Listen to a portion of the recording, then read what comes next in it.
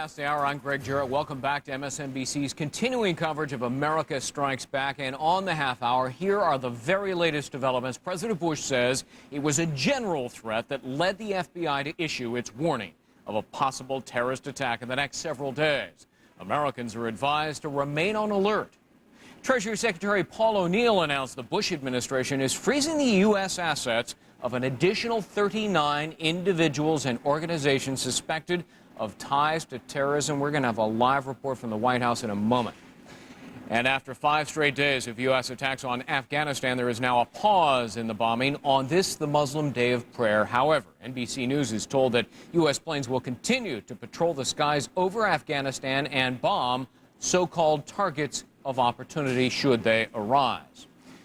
With more now on the president's plans to freeze the assets of suspected terrorists and supporters of terrorists, let's turn now live at the White House to NBC's John Palmer. John, good morning. This is the second set of frozen assets, correct? Right, Greg. The first one was back on September the 24th when the White House announced there were 27 individuals and organizations whose financial assets should be frozen because of their possible connection with terrorism. And today the announcement was made by Paul O'Neill, who's the Secretary of the Treasury. He announced an additional 39 names of organizations and groups. All of them, he said, are suspected of financing terrorism. This morning, we took the next step in the financial war. Together, Secretary Powell and I notified all financial institutions in the United States to block the assets of 39 additional persons and entities that are either wanted terrorists or who are known to financially support terrorism. Thus far, about $24 million in assets has been frozen of groups or individuals suspected of having terrorist connections. Last night at his 45-minute news conference, the president indicated perhaps a change in policy there. He said that he liked the idea of the United Nations, and perhaps with the United States support certainly, of helping to rebuild Afghanistan after the bombs have stopped dropping and after the Taliban has been removed. You'll recall that during the Clinton administration, Mr. Bush was quite critical of what he called the nation building in Somalia and the nation building in the Balkans. But last night at the news conference, he seemed to embrace the idea for Afghanistan. It would be a useful function for the United Nations to take over the so-called nation building. I would call it the stabilization of a future government after our military mission is complete. We'll participate. Other countries will participate. I've talked to many countries that are interested in making sure that the post-operations Afghanistan is one that is stable. We expect to hear from the president about 30 minutes from now. He's left the White House heading to a downtown Washington hotel. There he's going to address the conference of the March of Dimes Foundation and talk about the initiative he proposed last night, urging American school children to donate $1. That money would be sent to the White House, then turned over to the Red Cross. They would use the money to buy medicine and food for the children of Afghanistan.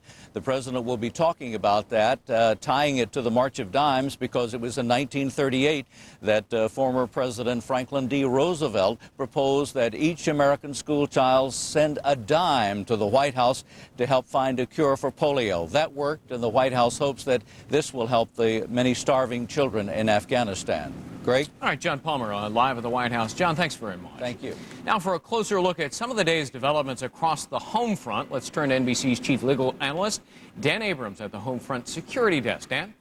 Well, hi there, Greg. We begin our look at home front security at our nation's borders. Since the September 11th attacks, our borders have come under close scrutiny, specifically the country's longest border, a 4,000-mile stretch in the north bordering Canada. Just 334 federal agents assigned there to patrol the entire stretch. That's just one every 13 miles. Well, now NBC's George Lewis joins us now live from our other border to the south, the San Ysidro border, crossing near San Diego, California. Hi there, George. Hi, Dan. This is the busiest border crossing station in the world, in the entire world. 15 million vehicles crossing here a year, 8.3 million pedestrians. And this border is now under a Stage 1 alert, as are the 300-some border crossing stations to the north and to the south of the United States. A Stage 1 alert means extra security for both U.S. Customs and Border Patrol officers, the Immigration and Naturalization Service, the Treasury, all on top alert here. They're also being aided here by National Guard troops. We watched yesterday as the Customs made a drug bust assisted by the National Guard, so they're helping out here as well. Now, traditionally, these agencies have been tasked with preventing the flow of illegal drugs and the flow of illegal immigrants across this border. Now they're also tasked with stopping terrorism. But as you mentioned, the border is pretty thinly patrolled. If you look at the Canadian side, just 334 federal agents. On the Mexican side, some 9,000 agents to patrol this 2,000 miles of border. So it's pretty thinly spread out, and you can go for miles and miles in the Arizona desert, for instance, and see absolutely no law enforcement presence along the border. We've talked to officials of the U.S. Customs Service. They say, yes, more has to be done. They're doing their maximum effort here along the border right now, but they admit that there are areas in the border where patrolling needs to be beefed up. That's because that responsibility is spread among various agencies. They say that's going to require coordination at the highest level, so obviously the new Office of Homeland Security is going to have to look into beefing up the areas of the border where the patrols are scant. But I can tell you here at this crossing point, at the busiest crossing point in the world, security is at its maximum, and because of that, there's this horrendous backup of vehicles, people waiting to cross the border. Sometimes the line stretches for a couple, 3 hours, people waiting to get across. This is the morning rush hour here in California, and it's pretty stacked up here along the border. A lot of merchants who depend on traffic coming into the U.S. from Mexico have complained about that. Some say their business is off 60 to 90%, and that they're on the verge of bankruptcy. Obviously, if this beefed up security is going to continue, if this is going to be the new order, some consideration is going to have to be given to those border businesses who are complaining quite loudly to both the state and federal governments. So here we have the new way of things along the border. Heavy security at the border check stations, concern about those areas that aren't patrolled, and a lot of things are going to be changing in the weeks and months to come along here. Dan? All right, George Lewis, thanks very much. Coming up at 4 p.m. Eastern Time on Tracking Terrorists, we'll have a 1-hour look at the latest on all the issues related to domestic security and the investigation, specifically that FBI warning, and on any of the latest anthrax threat. Well, that'll be at 4 p.m. Eastern Time on Tracking Terrorists. Greg, back to you. All right, Dan. Thanks very much. When our coverage of America Strikes Back continues in a moment, the latest American assaults on Afghanistan, where the bombs have hit and what the next targets might be. I'm going to be talking with our military analyst, retired General Bernard Traynor, in just a moment.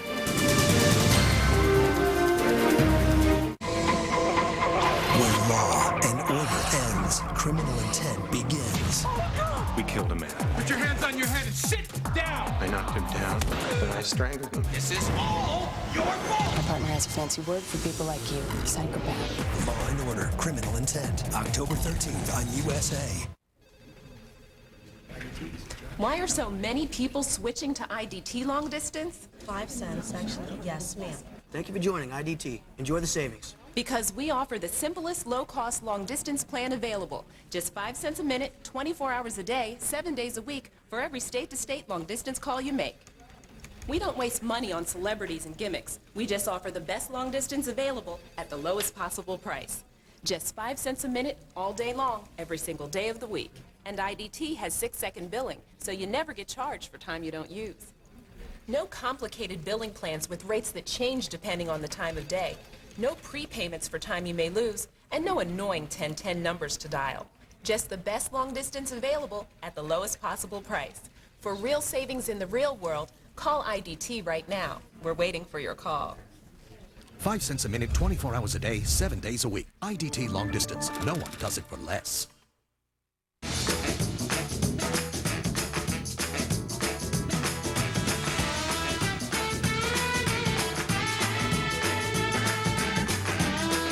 The road to success is paved with ambition, intelligence, and desire. Except in those cases when it isn't paved at all. Navigator from Lincoln. Mr. Smith, your wife called to remind you to send your son's tuition check. Yeah, this is the roofing company. The estimate to replace your roof is $12,000. Bob, this is your stockbroker. You really need to call me right away. Need fast cash for some big bills? Apply for a second mortgage with a no closing cost option from ditech.com. Use the cash for any purpose and end up with one low monthly payment. Apply online or call now 1-800-71-FIXED. National Geographic and MSNBC take you to one of the Earth's most dangerous places. Afghanistan. Barren. Remote. Hostile. If you go on foot, they'll shoot you. The Taliban will shoot you. See firsthand why some say this may be the toughest battlefield in the world. A special National Geographic Explorer, premiering tonight at 9 on MSNBC.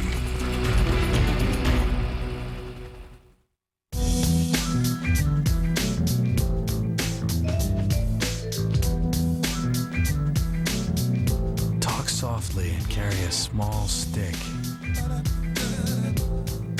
Small is all outdoors. It's time to bring in the small guns. Some things in life were just meant to be big. Town car from Lincoln.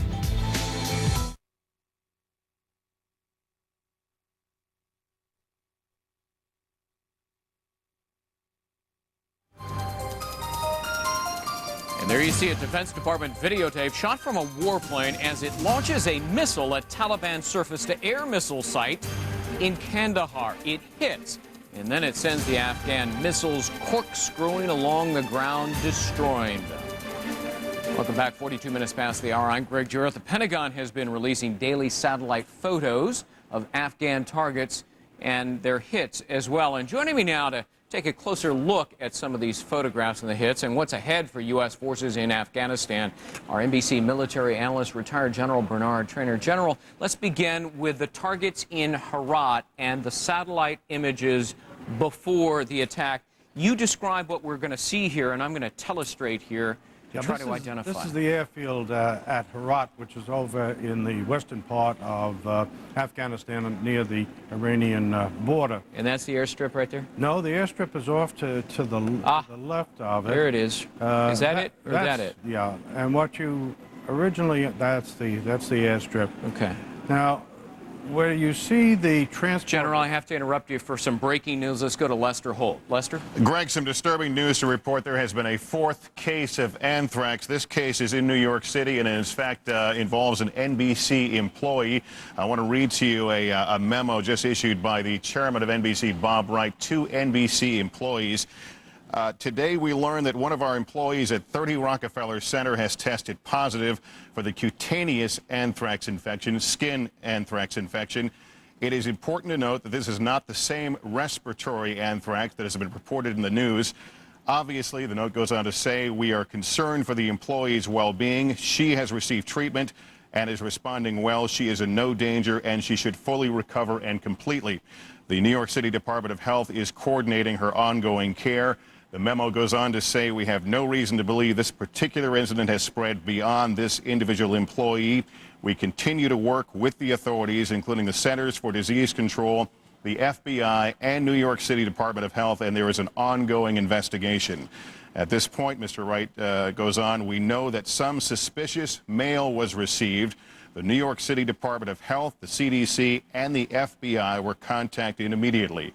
The mail was tested by these organizations, and the employee was treated by several physicians. All these tests came back negative. However, this morning, a later test on the employee came back positive for traces of cutaneous anthrax. We have heightened security measures even further after the events of September 11th. We continue to work with the Department of Health, the FBI, and the CDC to ensure employee safety and we will communicate all information as quickly, as completely as possible. And Mr. Wright concludes the memo to the NBC employees, noting a press conference will be held today at noon with Mayor Giuliani. We will send you details as soon as possible. We will, of course, carry that news conference live for you on MSNBC. Chief Medical Correspondent Dr. Bob Arnott is joining us now from New York. Bob, explain the difference between cutaneous anthrax and what we have seen in Florida so far. The cutaneous anthrax right here on the third floor at Rockefeller Center is reported is a much more common disease. This is something that's usually seen in agricultural workers. It begins like almost a small sort of pimple, then a vesicle, sort of a pus-filled vesicle, as they say, and then ends up as a black sort of lesion, which is what this employee has. It used to be called wool sorter's disease because people who worked in the wool industry would contract it. Now, to be clear about this cutaneous form is, and I don't mean to take this lightly, but this is not a big deal in terms of an illness. That is, it's easily recognized because of this black sort of crusting appearance. It's easily treated with antibiotics. It is not spread from one person to the other.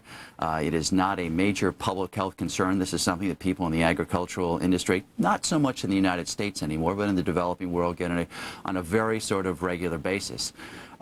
The other two kinds, that is the gastrointestinal, where you would ingest bad meat or ingest it, very concerning.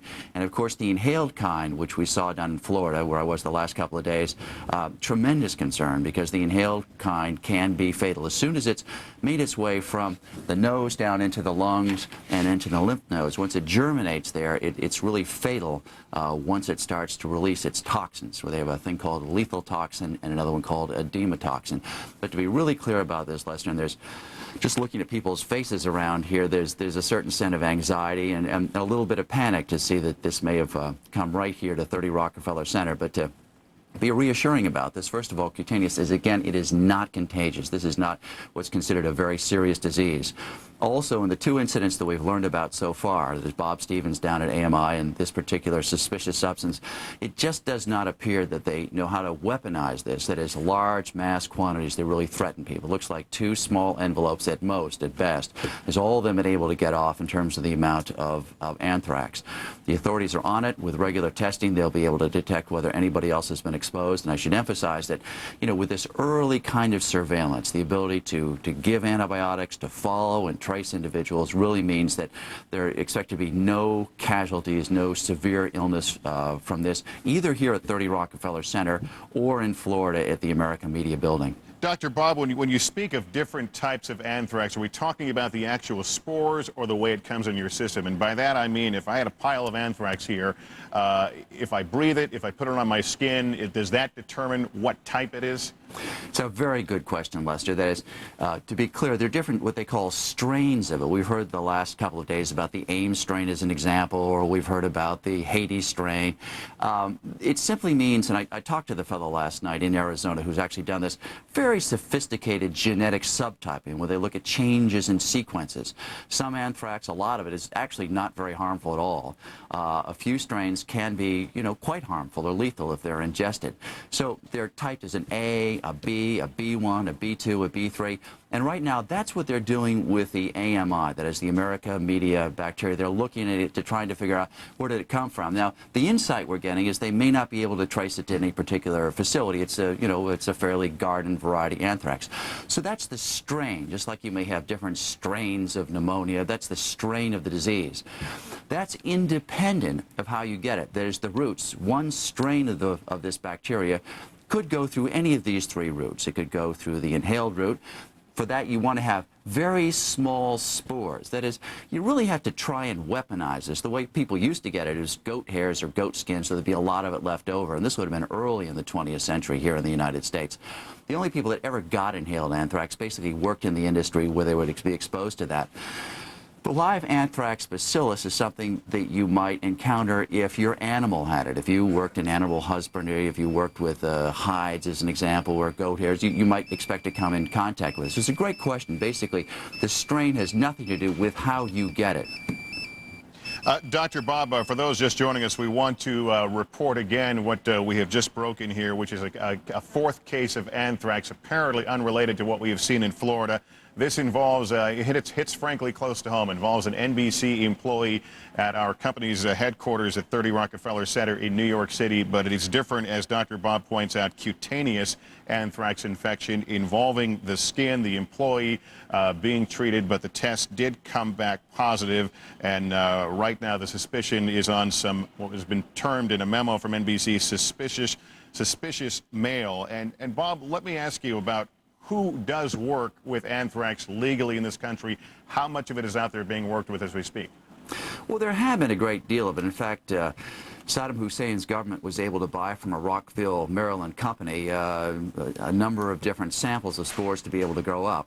You have at the University of Iowa at Ames, you have in Texas and different universities, University of Arizona, Arizona State, who will have spores that they work with, and they work with these because it's been a real plague among animals, and they're looking at vaccine development. Biomed is an example out of Michigan, is a company, or Biospore, that is trying to improve their vaccine, so they will have the spores. They have been fairly widely distributed among academia. Also, USAMRIID, which is the bio-warfare command in the United States, here in the eastern United States, has stockpiles of it, not to use as a weapon, but basically as a defensive strategy to look at what you might be able to give. Now, what's important about this, Lester, too, is that there is a vaccine, but it's a vaccine that is not currently being released because of problems the FDA had with the manufacturing process. And there is, according to Johns Hopkins and several sources I spoke to last night, not enough of the vaccine to be used with the general public, which people who talk about preparedness for biowarfare are concerned about. But once you have been exposed and before you have any disease, these antibiotics are apt to be quite effective. I spoke with a doctor who actually treated the very first case of it. He isolated it. He looked at what we call antibiotic sensitivity. What is it sensitive to? And the good news is this hasn't been bioengineered by any terrorist group so that it's a super sort of resistant strain. It's basically sensitive to everything. Penicillin, amoxicillin, Cipro, which we've heard so much about through the last few days, doxycycline. But very, very important to mention, Lester, there'll be a great deal of anxiety, a great deal of panic, a rush to the stores to get Cipro and these other drugs, and people will start taking it sort of left and right. That's a big mistake. It creates a lot of antibiotic resistance. There will be people who will have reactions to it. It's taking away a very valuable drug you might want later on. You really have to trust in the public health authorities that the proper screening is being done. There are people in emergency rooms right here in New York who are looking at patients coming in looking for these illnesses. Once they find them, they will alert them. I mean, here in this building as an example, I would counsel against taking Cipro until a lot more is known about it. So, big picture, biowarfare was really designed to take hundreds of pounds of this stuff and to spray it on a population of several 100,000 and create, mass casualties. It's just not the case. It's not even close to that. We're talking about very, very small quantities that have perhaps been sent through the mail, so almost certainly in the case of American media. I talked to several employees down there who said that, of course, the two other employees who've tested positive basically worked in the mailroom. Mr. Stevens received photos from all over the world, not just the United States. He opened them, and the suspicion is that he opened something and that there were some spores in there. Very difficult to really weaponize this. Very difficult to get large amounts of it. I want to stop you just for a second. At this point, we understand a lot of people are tuning in as this word gets out, and we want to repeat what we are reporting this hour, that an NBC employee in New York City has been tested positive for anthrax, not the respiratory anthrax that we saw in those cases in Florida, in this case cutaneous or skin anthrax. NBC putting out a statement saying this employee is in no danger. She should fully recover completely. The suspicion right now centers on some mail that was received. Mayor Giuliani is going to be holding a news conference in about 5 minutes from now. We are going to carry that live for you. Dr. Bob, again, reporting that this is not one of the more serious forms. And Bob, I should point out, I was shooting a story not an hour and a half ago in a New York City hospital about preparations for bioterrorism, and it was interesting to note this hospital we were at had seen an increase in flu cases. Not normally a big thing, but they are so sensitive to that right now, they asked the health department to come in and test. That's the kind of awareness right now and vigilance we're seeing. And that's important too, Lester, because this inhaled kind of anthrax, what happens with this is it gets into your lungs. There's really no trace of it in your blood, and it will cause flu-like symptoms, cold-like symptoms. You may have a sore throat, a little bit of fever. That goes away. And then the spores make their way into the lymph nodes in what we in medicine call the mediastinum. That's really the sort of center section of the chest. They then develop over time, and it could be 5 days, 10 days. Actually, they believe up to 60 days that it's there developing. And it's only once the bacillus really starts to grow that it puts out a toxin that's lethal, and that's, of course, the dangerous part of the disease. And as you know, there's only been a single case of that so far. This case here, again, to emphasize, is a very much more common cutaneous kind. Well, the question many people have as they go to their mailrooms and their offices around the country is, what does it look like? Is there, because you look and see that this is anthrax. I know it sounds like a silly question, but it's one I think a lot of us, including myself, want to know. Well, the way that this is weaponized is to take anthrax in, it's put in a fermenter, very much like you'd make beer. Then there's a broth that's used along with this to grow up large amounts of it. Now, in Russia, they've been able to get a very, very high yield in their former biological warfare program, meaning that there were lots and lots of spores in a very small amount.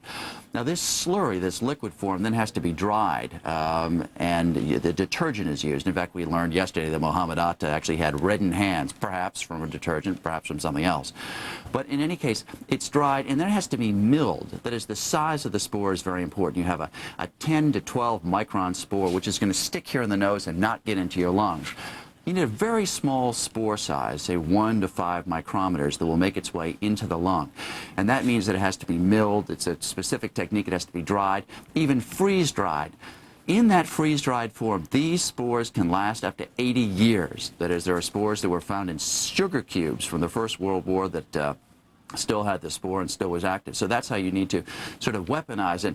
And that very, very fine powder, and that's what they're concerned about, is a very fine powder, is if you open an envelope and it would just suddenly sort of open up as a small cloud in front of you, and if you were to inhale that, and if you got enough, you need a lot of this to get sick. 5, 10, up to 50,000 spores to be able to get sick. So you're not going to get sick if you touch something in the mailroom or there's a little bit on a surface there. You really have to inhale a lot of this to get sick. Again, that memo coming out from NBC Chairman Bob Wright to NBC employees announcing that this New York City NBC employee had tested positive. In that memo, it says, at this point, we know that some suspicious mail was received. The New York City Department of Health, CDC, and the FBI were contacted immediately. The mail tested by these organizations.